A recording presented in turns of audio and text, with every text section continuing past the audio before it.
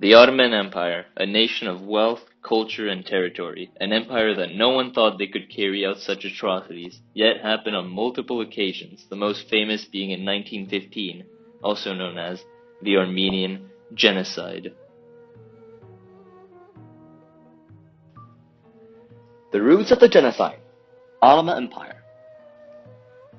The Armenian people have moved to the home in the Caucasus Eurasia for more than 3,000 years. At the time, the Kingdom of Armenia was an independent entity at the beginning of the 4th century AD. It is the first nation in the world to make themselves an official Christian nation. However, during the 15th century, Armenia was involved into a war and lost, which finally fell into the Ottoman Empire. However, the majority of the Ottoman rulers were Muslim. The Christian Armenians were the minority in the empire, in which case they received unequal rights, for example, had few political and legal rights, have to pay higher taxes than the Muslims. The fact that most Christian Armenians were wealthier and better educated than their Turkish neighbors, which drew the hate from the Ottoman Empire. At the end of the 19th century, the newly elected king Sultan Abdul Hamid II promised to the Turkish people that he would soon solve the Armenian question and told a reporter in 1890 that I will give them a box on the air which will make them relinquish their revolutionary ambitions. The First Armenian Massacre. Later, between 1894 and 1896, the box on the ear promise came true. In response to the large-scale protests held by the Armenians, Turkish military officials, soldiers, and ordinary men invaded the Armenian villages and cities, and then massacred their citizens.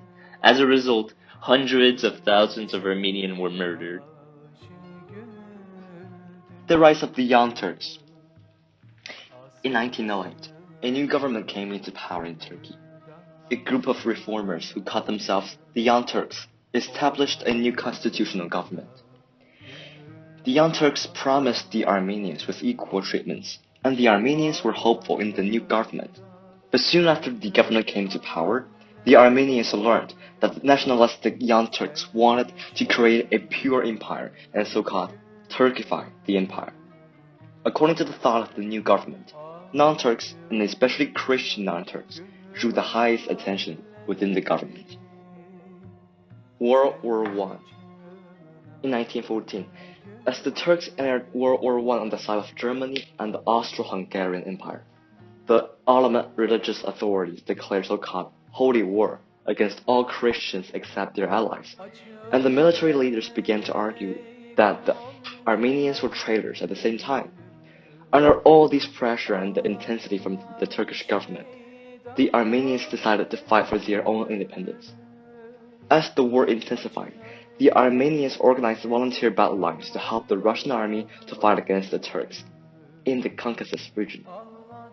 This action electrified the removal action in the Turkish government, which led the Turkish government to push for the removal of the Armenians from the war zones along the Eastern Front. The Turks were defeated by Russia, who defeated them at Olti on the 4th and entered Artvin on the 6th, because 1. They had no winter clothes, and 2nd, they were terribly led. The problem was that unfortunately both towns lied in the Ottoman region of Armenia, and the Turks were very bitter about their increased losses and needed a scapegoat to blame, and they chose the Armenians living in the Ottoman Empire, and on April the 8th marked the deportation and massacres of Armenian citizens. How it was carried out. Turkish officials would come into town and would round up all the Armenians. The men and the young boys first were separated and soon after shot. Young babies would be buried up to their shoulder and horses would stampede over them. Then, the officials would leave and come back a few days later, which they would round up all the Armenian women, and they were forced to a death march through Turkey and the Syrian desert. They marched throughout the day and only stopped at night. They had no food other than what they had carried, and water was very scarce. If they saw a well, they would sneak out of formation and try to get water, and if they were caught, they would be shot on the spot. Most Armenian refugees went to seek shelter in Aleppo, Syria.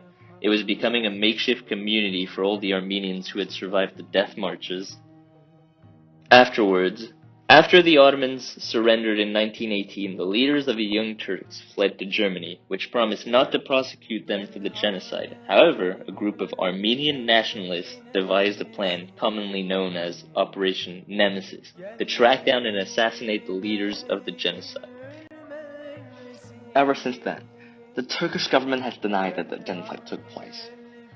The recognition of genocide may take a long time after the action. In March 2010, a US congressional panel at last voted to recognize the genocide.